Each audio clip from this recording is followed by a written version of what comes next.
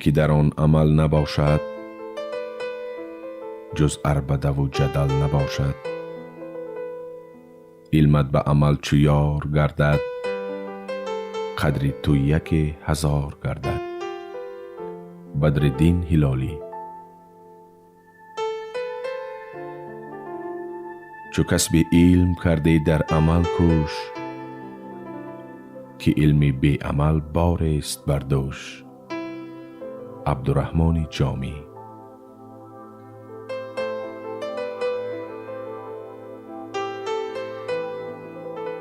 علم خود را مکن جدا ز عمل که بود کار ساز علم و عمل.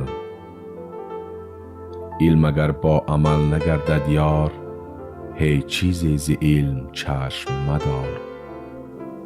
کمال الدین بینایی.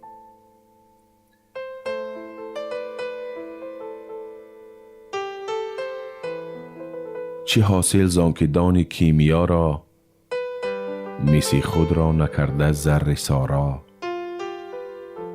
عبدالرحمن جامی.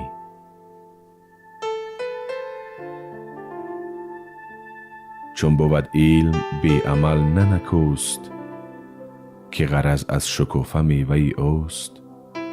علم اگر با عمل نیامیزد خلل آرد ضلالت انگیزد. کمال الدین بینایی.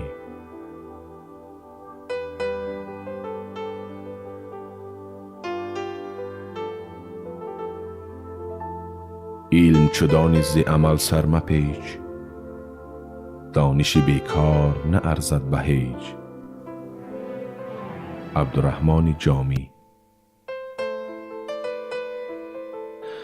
میان عالم و جاهل برابر از موی تفاوتی نبود تا که علم بی عمل است. زیبونیسا.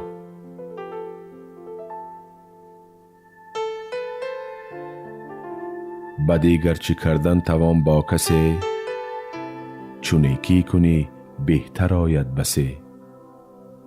اسدی توسی.